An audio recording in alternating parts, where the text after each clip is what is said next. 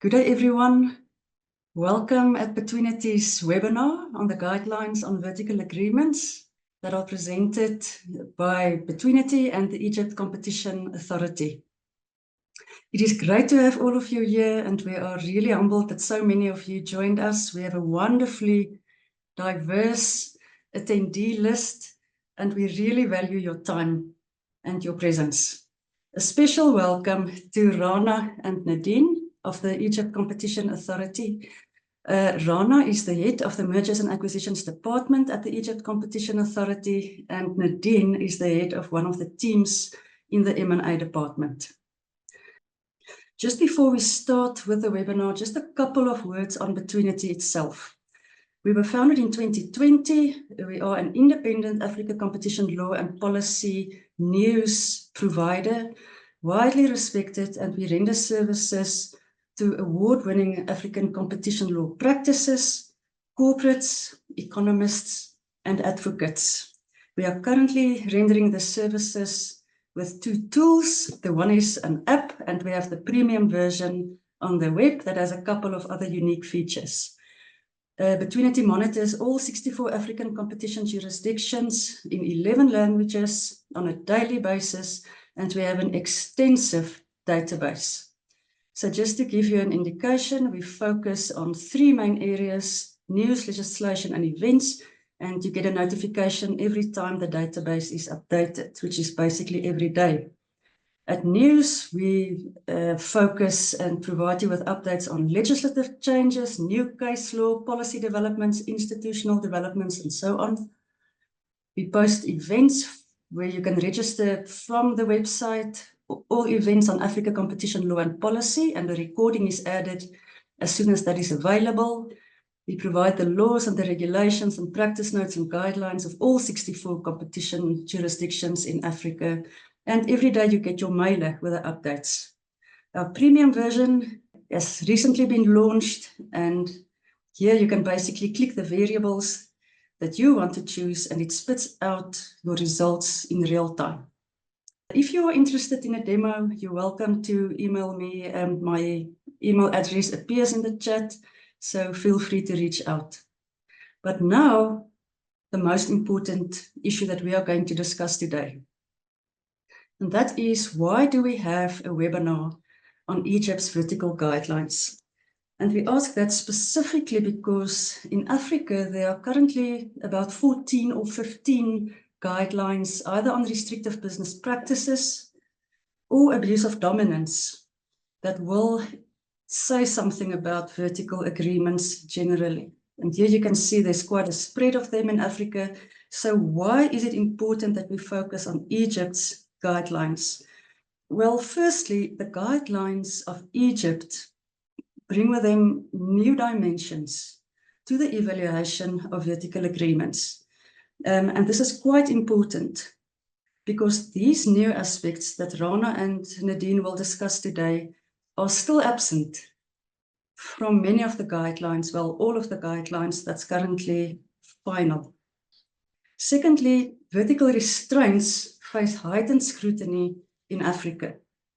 It is not uncommon for competition authorities to require the authorization for the implementation of vertical agreements, or for competition laws to provide for criminal sanctions, the risk of criminal sanctions for vertical conduct. The third reason is that the ECA has grappled with complex vertical matters right from the start. And it has a strong repository of insights on vertical cases. And this is unlike many of the other African jurisdictions that did not prioritize the so-called rule of reason matters, sometimes under the pretext of prioritization.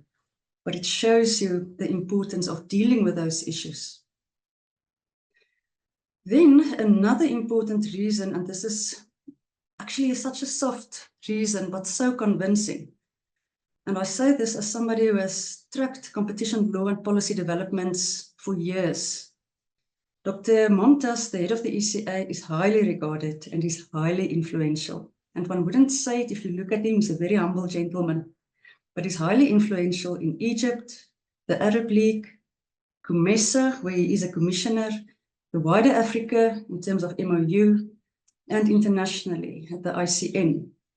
He has received various awards for his innovation in the space of competition law and policy.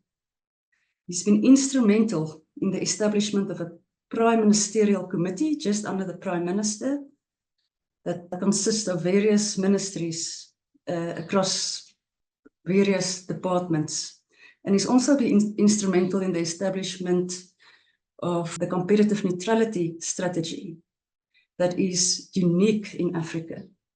So based on that, we would suggest that these guidelines would really have the potential to infiltrate the institutional mind in the very short term for COMESA countries, but also Arab League, and then in the medium term, 2 to 3 years, we expect that to become the norm elsewhere in Africa. Recently, there's been a report that was issued, the Business Insider Africa report, and it ranked Egypt as the African country having the greatest soft power influence in the world in 2024. And that is the reason why we think it's very important for us to be here today, so that we can listen to our colleagues in Egypt. So just a quick announcement for those of you who are interested in an English translation by a qualified translator. We prepared one for our internal purposes, and we are happy to make it available for you if you are interested at a very, very low price. This is far below cost for 24 hours in order to provide as much value as possible for you. But yes, at this point, over to Rana and Nadine. I'm going to stop sharing my screen, and Rana and Nadine is going to start the presentation from their side. Thank you, Odie, so much. Good morning, everyone. We're very pleased to be with you today and to provide an overview of ECA's guidelines on vertical restraints, which were issued in July 2024. These guidelines are part of ECA Strategy 2021-2025, aligning with its strategic objectives to promote competition culture within the Egyptian markets and to ensure the effective enforcement of competition law. So in today's webinar, we will start with a brief presentation covering the following topics. So first, we will give an overview of the Egyptian competition law and the role of the Egyptian Competition Authority. And then we will be providing an overview of ECA Strategy 2021-2025. And then we will be tackling the reasons behind the adoption of the vertical restraints guidelines, including insights from cases and the legal framework in Egypt. And then we'll be focusing on a detailed overview of the guidelines, focusing on the main concepts detailed in the guidelines and the vertical restraints that were defined by the ECA. And then we will be concluding with the key takeaways from the guidelines. Rana, can I just... hello, Rana, so sorry. I'd just like to make sure, have you moved the screen? We are currently only seeing the main screen. We are on the first slide. Just 1 minute in order to see what can I say. So thank you for joining us, and let's get started.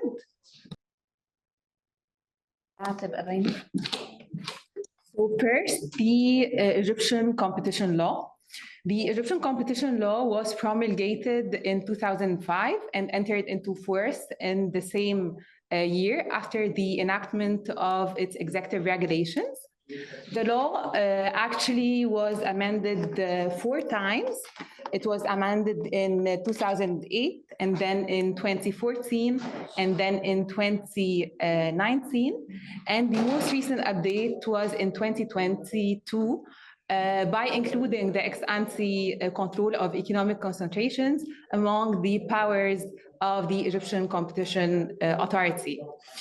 And actually, these guidelines were very important and helped to improve the legal landscape in the Egyptian market.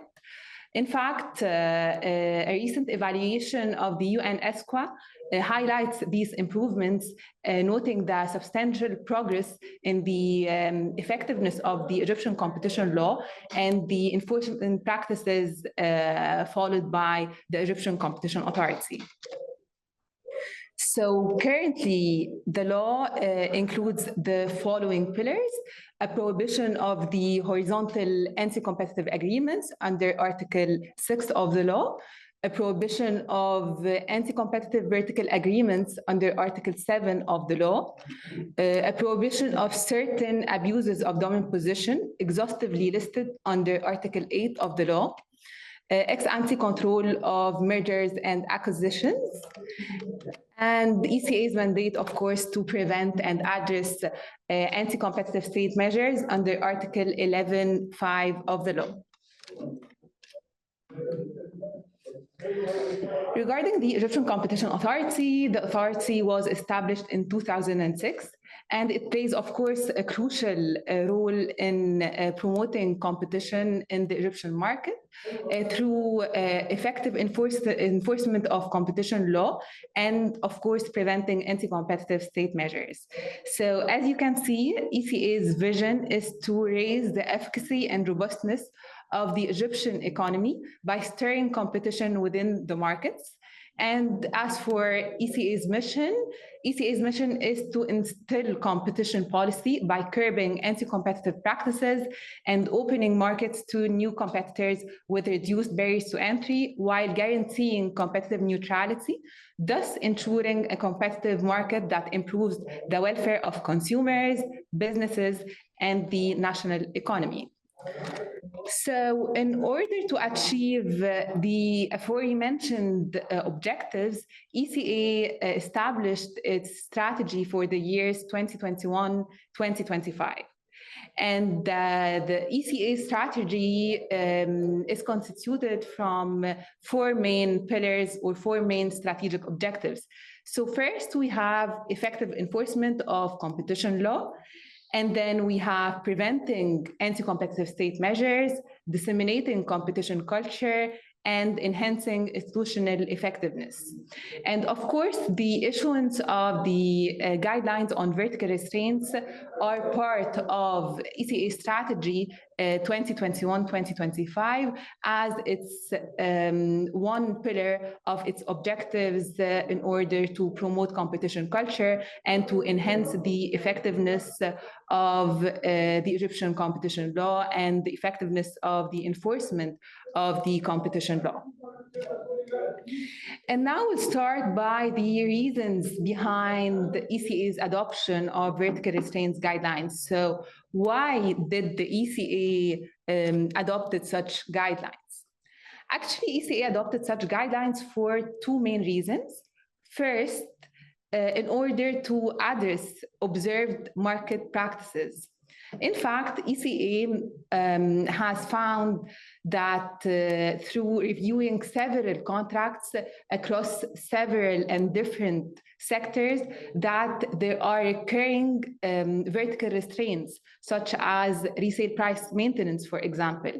And these vertical restraints hinder competition in the market, and especially intra-brand competition, reduce innovation in the market, and facilitate collusion between market players. This, of course, affect the consumer welfare that will have low quality products and high prices in the market. So I will be giving two real examples and two real cases. The first case is a case in the dairy sector. Actually, ECA initiated an investigation concerning the distribution contracts concluded between a cheese supplier and its 4 distributors in Egypt.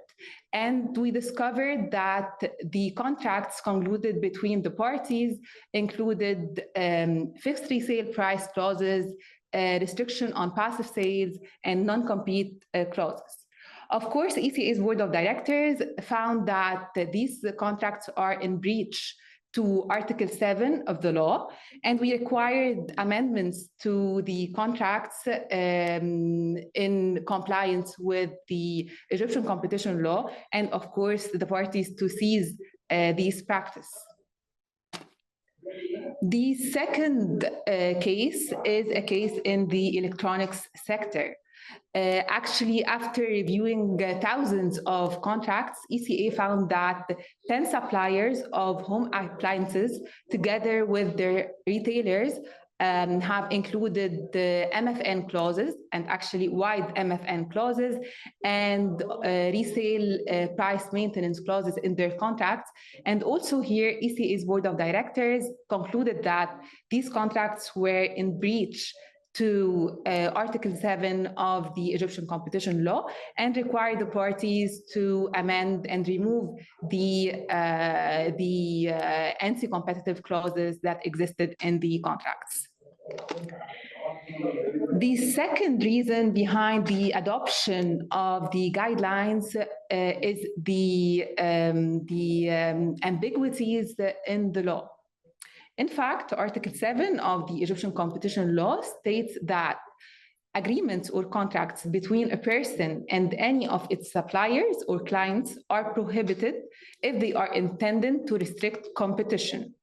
And Article 12 of the executive regulations lists the factors that should be or may be considered by the competition authority when assessing anti-competitive vertical agreements.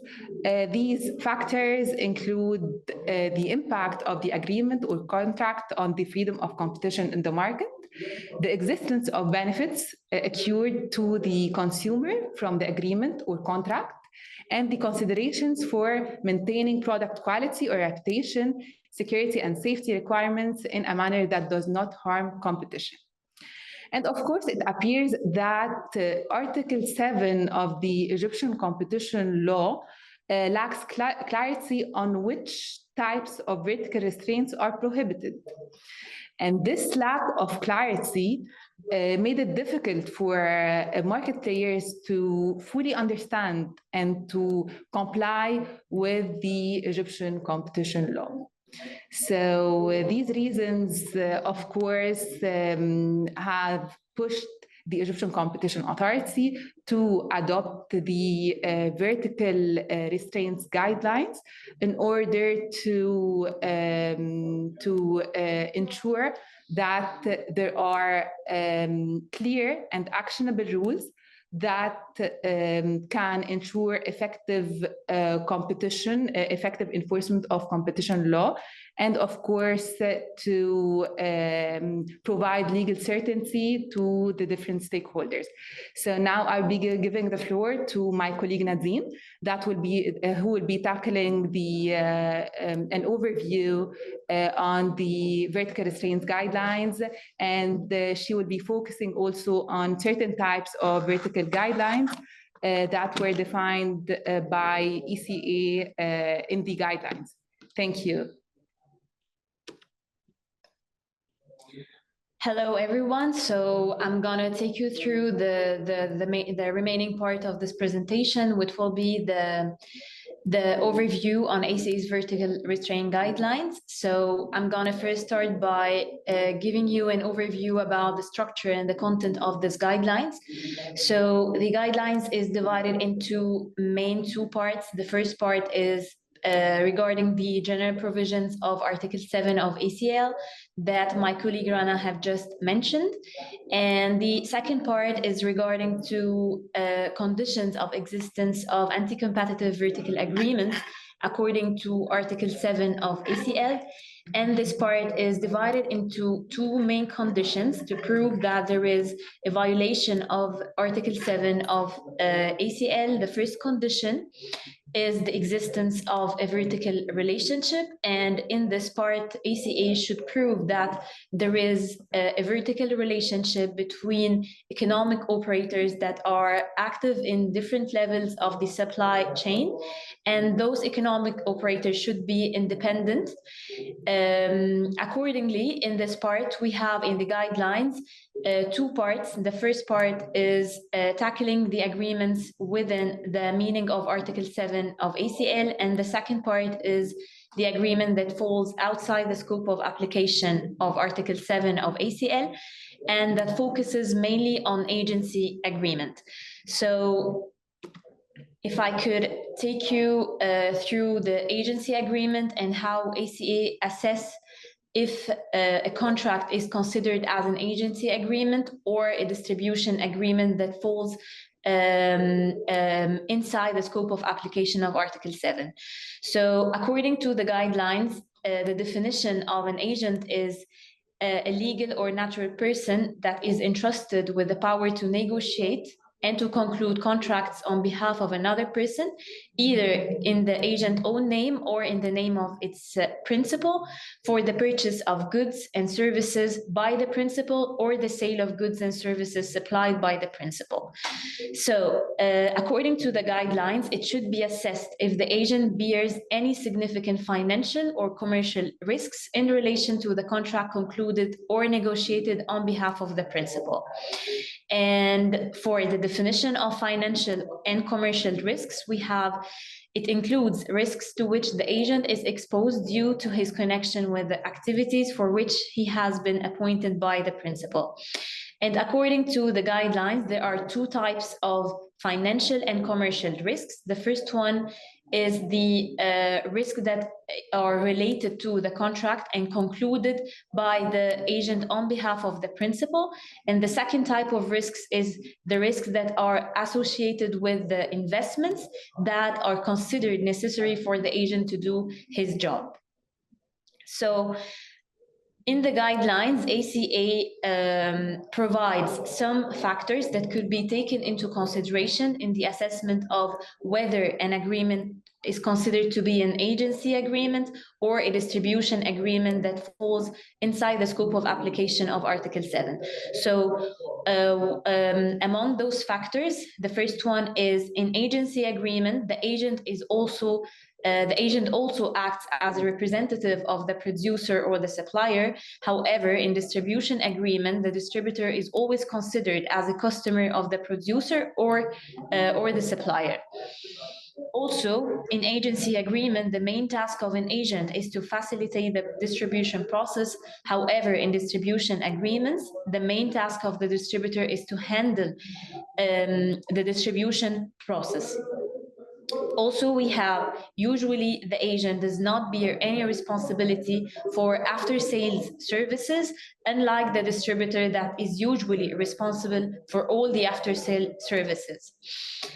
We have also that the agent in agency agreements bears the cost of does not bear the cost of distribution, logistics, and marketing. However, for in distribution contract, there is a significant portion of financing distribution, logistics, and marketing operation that the distributor bears. Moreover, with regard to the agent legal responsibility, the agent is not responsible for any physical or material damages resulting from a defect in the product. However, the distributor is always responsible for such damages.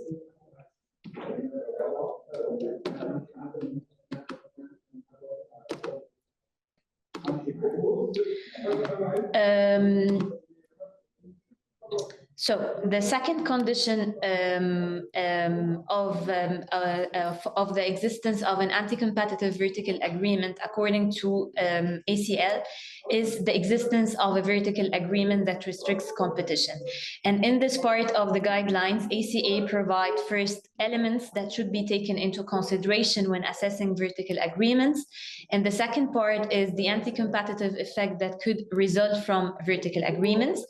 The third part provide a list of the most harmful vertical agreements. And in this part, we're tackling the most severe restrictions, which are likely to restrict competition and harm consumers. And in such agreements or cases, the anti-competitive effect is presumed, and ACL shall prove the harm in abstracto.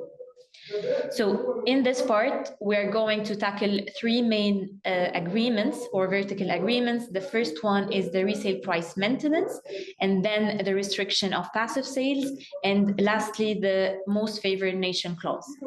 In the fourth part of this guidelines, we're going to tackle the vertical agreements that requires a full pair effect assessment. And in this part, there is a list of agreements that are unlikely to restrict competition unless certain conditions were met, and negative effect in those cases must be proved by ACA. So among those agreements, we have the exclusive distribution, exclusive supply, single branding, and finally the non-compete clause.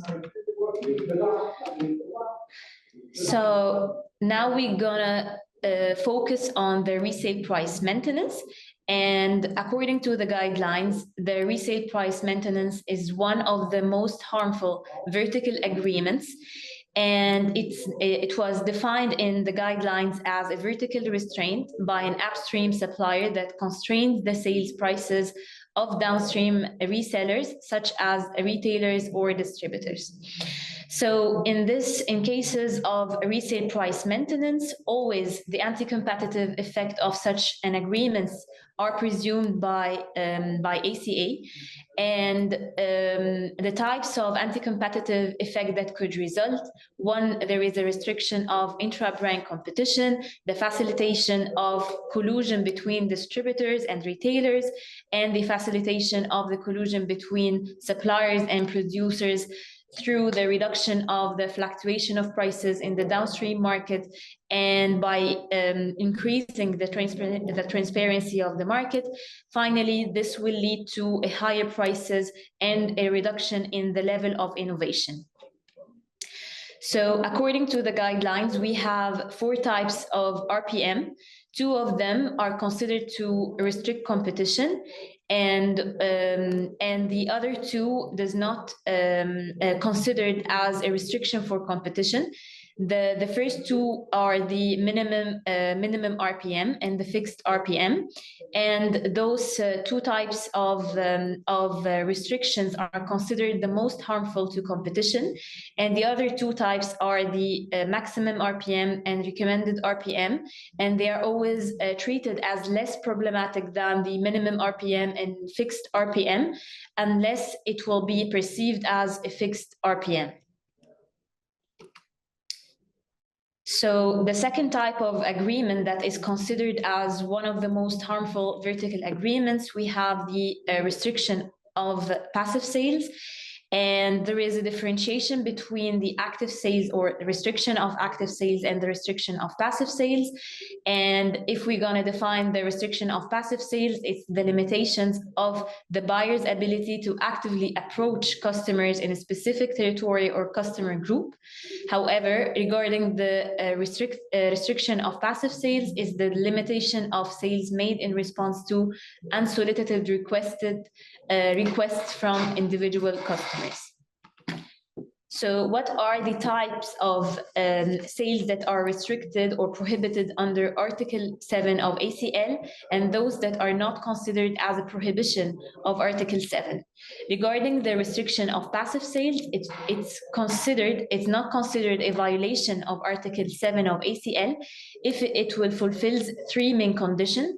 The first conditions is the exclusivity conditions, and it provides that the active sales restriction must target a territory or a customer group that is either reserved to the supplier or exclusively allocated to a particular distributor. The second condition is the condition related to the parallel imposition that states that active sales restriction must be imposed on all of the buyers of the suppliers. And finally, the last condition is that the active sales restriction can only be imposed on the direct buyer of the supplier, as the supplier does not have or is not entitled to require from the distributor to impose such restrictions on its own customers. Regarding the restriction of passive sales, so it's always considered as a violation to Article 7, as it has, as passive sales is always considered as pro-competitive to competition regarding the prices and the level of innovation that is protected by the passive sales. So, for example, one of the restrictions of the passive sales is restricting the use of all electronic advertising, like the price comparison website and the paid referencing in search engines. Also, we have preventing customers located in areas other than the ones in which the distributor is active from accessing his website and to redirect them to other distributors' website.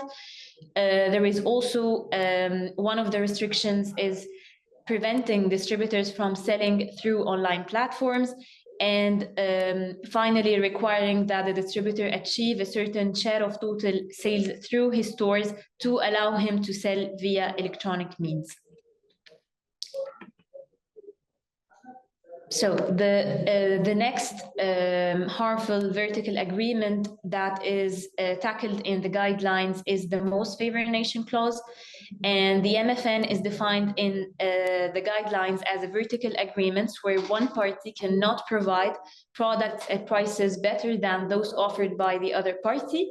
So, for example, a distributor may require a supplier not to sell products at a better price to other distributor, which will lead finally to the distributor's inability to provide the product at better prices. And according to the guidelines and also to the best practices, there are main two types of MFN. The first one is the wide MFN, and the other one is the narrow MFN. And wide MFN is always considered under a different jurisdiction that is prohibited. It's a prohibition of competition law. And here is a prohibition of Article 7. And the narrow MFN is not always considered as a prohibition under Article 7 unless certain conditions were met.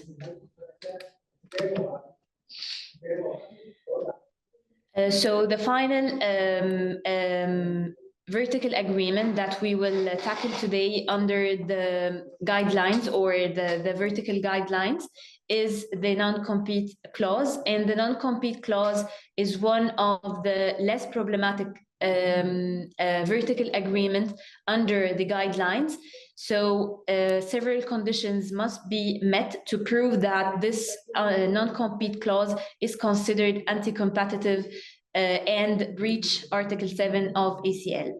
So the guidelines defines the non-compete clause as an obligation on a person not to manufacture, buy, sell, or resell any goods or services that are competitive with the goods and services subject to the contract.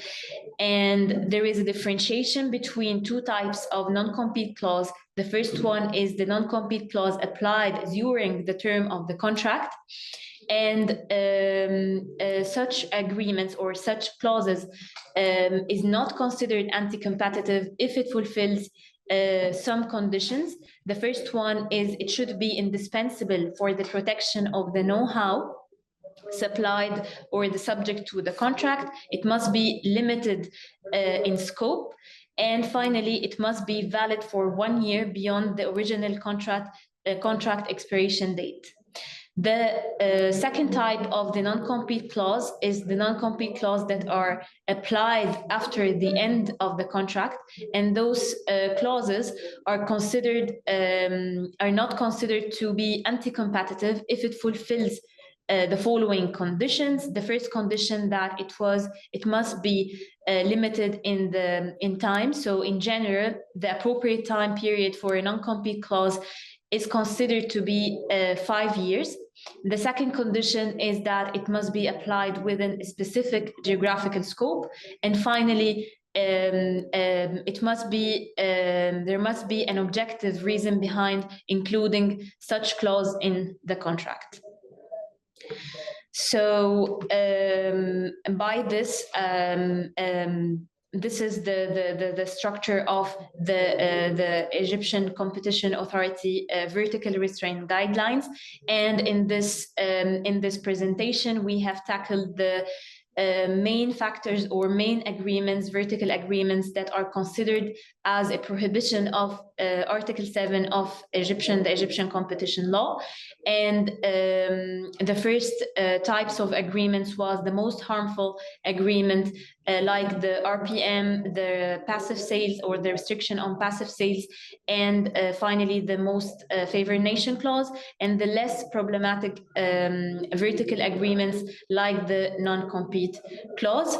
So now we have the presentation came to an end, and we could leave the floor for any questions. Thanks very much, Rana and Nadine, for the very insightful presentation. There are a couple of questions. Let's see. The first question is coming from Ntumbikayise. And the question is, hi Nadine and Rana, please may you provide us with a citation to the cases mentioned on resale price maintenance in the dairy sector and the electronics sector. Is that something that you would be able to do? Can you repeat please the question? Yeah, certainly. The question is, please may you provide us with a citation of the cases mentioned on resale price maintenance in the dairy sector and the electronics sector. Yeah. Actually, there are press releases that ECA publish in its official website concerning all the cases that have been issued by the board of directors. So you can easily access these press releases on our official website by just writing like resale price maintenance in the dairy sector or restriction of passive sales in the dairy sector, and you will find the press release. And if you have difficulties in finding the press release, we can share it with you, Odie, and you can share it with the audience later on. Okay, that's fantastic. And Rana, just to understand, do you only publish press releases or do you also publish decisions? Actually, currently, we publish only press releases, and also we publish like an annual report, including summaries for all of our cases, even non-jurisdiction cases. So for now, we publish only the annual report and the press releases. However, we will be publishing like decisions and non-confidential version of the reports later on. However, ECA is working on this project. I see. Thank you for that. Right. Another question is from Mark. May I ask a question on the binding nature and the extent of such binding nature of the vertical guidelines? Are the Egyptian courts bound by the guidelines? And do the guidelines have the same effect as the competition legislation? Yeah, thank you for this question. Actually, as you all know, the law and the executive regulations are the legal instruments that are binding on the Egyptian courts and the Egyptian Competition Authority. However, of course, the guidelines is a very important source in order to interpret and explain more the provisions of the law and the executive regulations.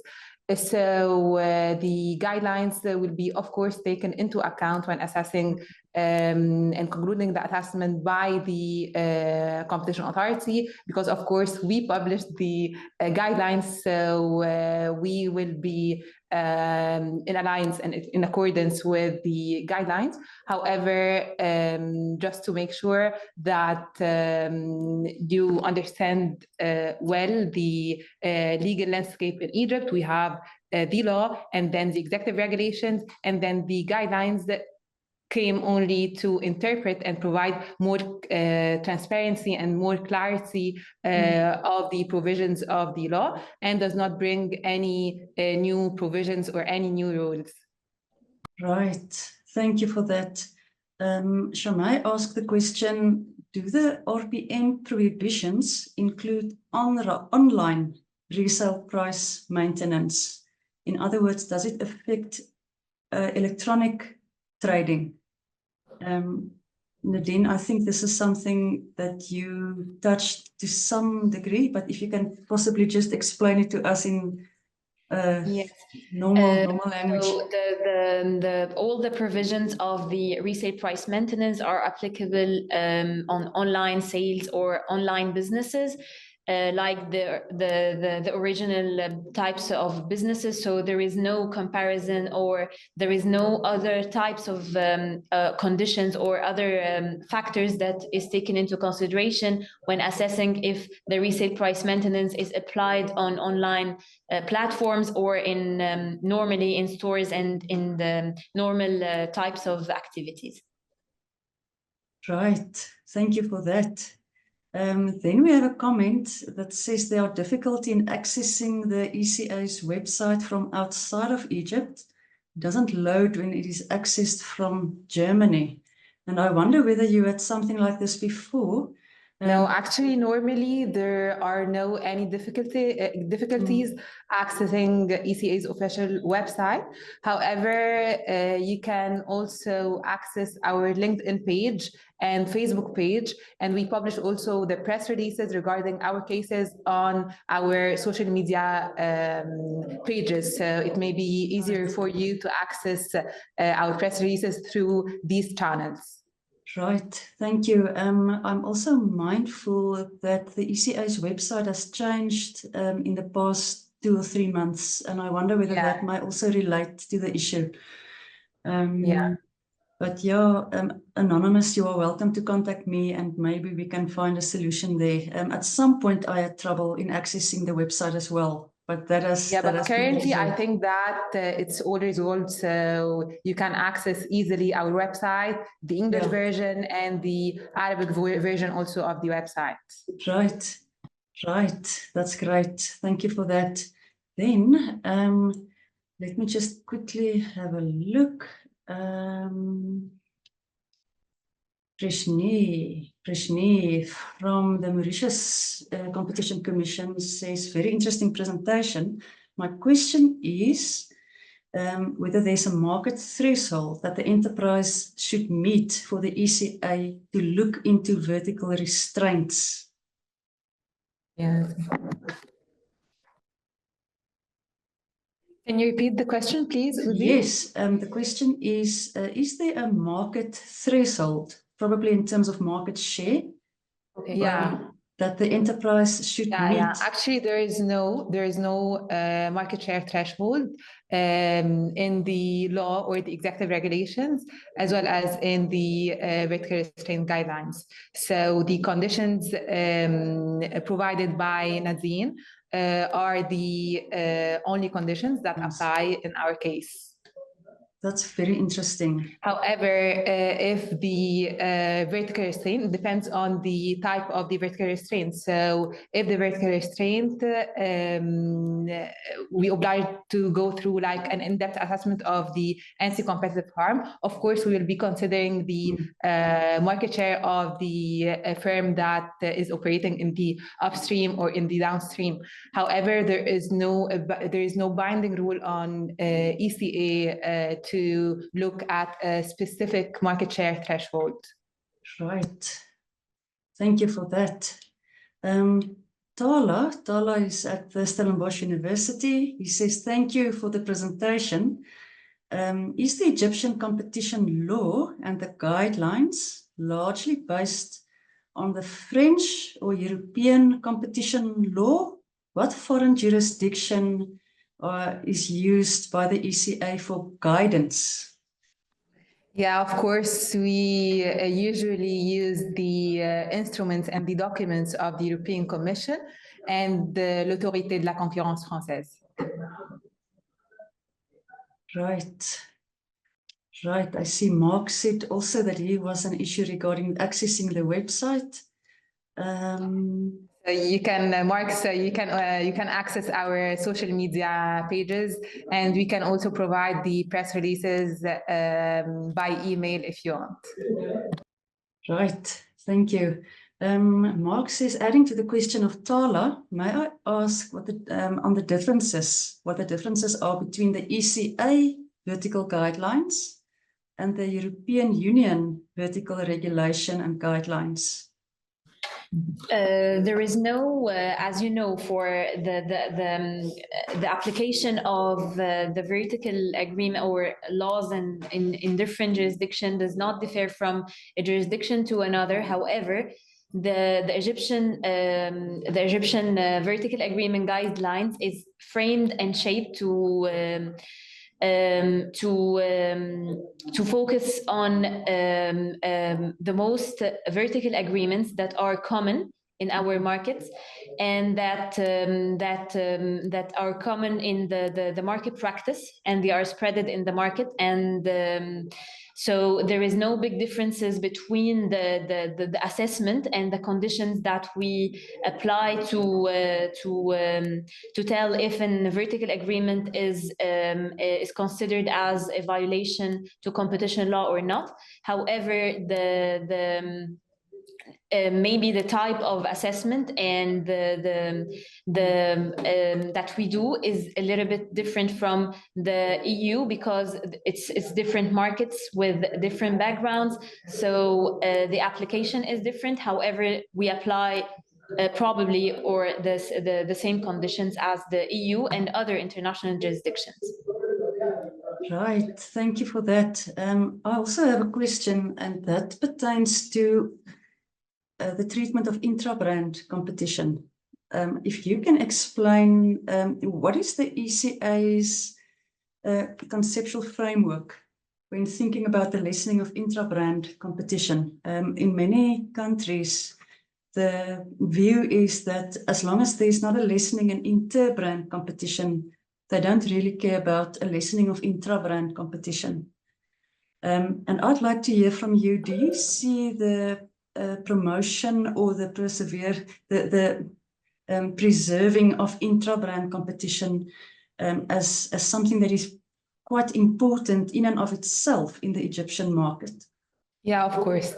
Actually, as you may know, in developing countries, the upstream levels are very concentrated. So inter-brand competition is, we can say, very weak or non-existent in certain sectors and certain markets. So it's very important to preserve and to protect intra-brand competition in the downstream markets in order to create room for competition on prices and quality and innovation. So for us, it's very important to maintain intra-brand competition, even if inter-brand competition exists or is not harmed by the practice in question, because the nature of our markets are different. We have a high level of concentration in the upstream markets. So yes, inter-brand competition is very limited in our case. So I think that from my point of view, it's very important for us to protect the intra-brand competition in order to create a balance in the different markets, and in order to also preserve the rights of the Egyptian consumer. Right. Thank you for that. It is a wonderful answer for me. In 2009, I wrote a paper on the importance of intra-brand competition in itself. So I'm very glad to hear that at least one authority support me in that view. Then Rana and Nadine, just a question on the post-termination restraints, which is set at 5 years. Would you also consider extending that period if it appears that that particular vertical partner had access to quite a lot of sensitive information? Is there any room for discretion there, or is that basically something that you will hold on fairly rigidly?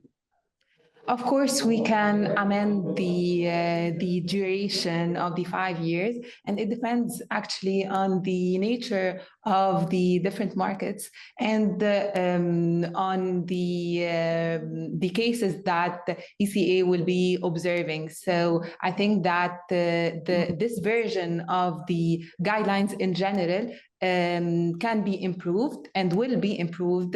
However, ECA, the more ECA will have cases in vertical agreements, the more it will gain the experience, and the more the vertical guidelines in general will be improved. So of course there is room for improvement, and the durations will be different depending on the nature of different markets, and of course depending on the cases in general. Right, thank you. Do we understand correctly that in Egypt, vertical restraints are not a criminal offense? We often see, and we've very recently seen again, a reference to some of the horizontal restraints that are referred for criminal prosecution. Is vertical agreements also in that category? Yeah. Actually, the Egyptian competition law is a criminal law. So ECA issue an administrative decision ordering the parties to cease and desist from the practices in questions. And if they didn't, ECA can press criminal charges on them, and the public prosecutor in this case will be in charge of the investigation. Before the stage, the parties can choose to cease and desist from the anti-competitive practices and to settle with ECA. So this is another channel. So yes, all the provisions of the Egyptian competition law are criminal in nature. So any breach of these provisions, and especially Article 8, Article 7, and Article 6, and of course gun jumping and non-notification constitutes criminal breaches of the law. I see. And would it then be the case that the directors would be literally face criminal sanctions, or is it criminal sanctions in relation to the company? Actually, the courts may impose fines, and the ranges of the different fines depends on the nature and the type of the anti-competitive practice. So we have different ranges for the horizontal agreements. We have different ranges for the vertical and abuse of non-position, and of course for the merger control related violations. Right, thank you for that. We have another question. Thank you for the discussion. This is really valued. On the duration of non-compete clauses, it was explained that during the term of the contract, non-competes remain valid for a period of 1 year after expiration date of the contract. But on the non-compete clauses after the end of the contract, the duration of a non-compete is explained to be 5 years. Please explain when 1 year duration applies and when 5 year duration applies. Clever question. Two types. So as I have just explained, there is two types of non-compete clause. There is a non-compete clause that are valid during the term of the contract. And as we have observed a lot of contracts, sometimes the non-compete clause could be valid until even after the expiration of the contract. So according to the best practices, this condition could be valid if only the non-compete clause would be extended 1 year after the expiration date of the contract. However, in non-compete clause that are applicable or applied after the terms of the contract and after the end of the terms of the contract, according to the best practices, in general the time frame where the non-compete clause could be valid is the maximum of 5 years. However, it could be managed or extended more if according to the nature of the activities of the parties, and if there is any objective justification why to extend the non-compete clause for more than 5 years. So in the non-compete clause that are valid in the terms of the contract and that are extended or that are applicable after the end of the contract, in the two types, there is a discretion to how to discussion to determine what is the best time period to for the non-compete clause to be valid in, and it's for the ECA to tell if it's a prohibition or it's justified or not. And also, if I can add to Nadine's answer, I think that the rationale behind the differentiation between the durations is that the reasons behind the inclusion of non-compete clauses in the two scenarios is very different. For example, in cases of demerger, if company A and company B had a joint venture and then they want to do like a demerger, they want to separate their activities, we have to give them like a sufficient duration in order to start their own activities and to ensure that the know-how provided during the joint venture duration or period is protected. So in this case, the 1 year duration will be very, very, very tight for the parties. So I think that the differentiation in the duration depends on the reasons behind the inclusion of such clauses in the different scenarios. Right. And would that only be the case in the event that the JV parties were in a vertical relationship, or could that be the case where the JV parties are also basically providing their own unique set of skills? Yeah, exactly. Yeah. Right. Let's just quickly I think there may be another one. Question is, how will the ICE, probably the Egypt Competition Authority, ensure the application of the new guideline on the market, in brackets, ex post control? So I think I'm not sure that we understand correctly the questions. So maybe it can be sent in other words, or it can be redrafted in order to provide you with the correct and right answer.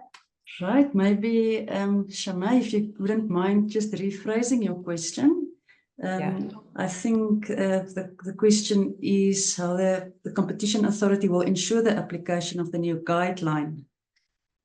In general, yes.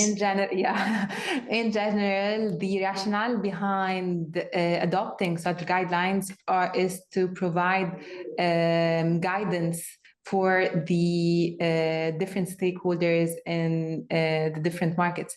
So I think that it's not an issue of enforcing the guidelines or not, because already we have the law. The law contains like a very solid provision on the prohibition of anti-competitive vertical restraints, and we have the executive regulations.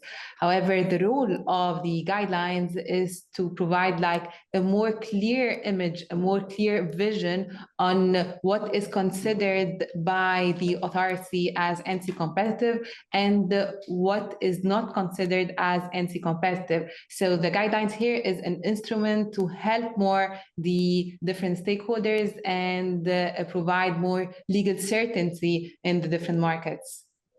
Right. Thank you very much, Rana. This has been a great session, and I really appreciate you and Nadine helping us out today, sharing all of this information with us. As I told Nadine the other day, what struck me about the competition law guidelines, or the vertical guidelines, is the fact that one can hear that this is based on real practice. In many guidelines, you basically get paragraphs and paragraphs, and it sounds as if they've been taken from a handbook or from other guidelines, just copied and pasted, but one can hear that it was thought through. So thank you so much for that. We really appreciate that. Thank you. Thank you, Odie, so much. We really enjoyed the webinar, and thank you for your help and your support. Thank you so much. Absolutely, it's a great pleasure. Just a quick poll for those of you who'd like to see a masterclass on vertical arrangements on Africa, all covering all African competition authorities, their laws, guidelines, and cases. You are free to just quickly click yes. But thank you so much. It's been a lovely presentation, and thank you to all our participants for making the time. We are mindful that you have busy schedules, and it's been a great pleasure to engage with you on this, and keep watching the space.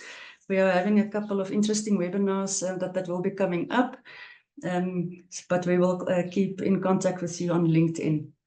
Right. I hope you have a lovely day and a lovely week. It's only Tuesday, so good luck with the rest of the week. Thank you so much. Thank you so much. Thank you. Goodbye. Thank you, Thank you so everyone. much. Thank you.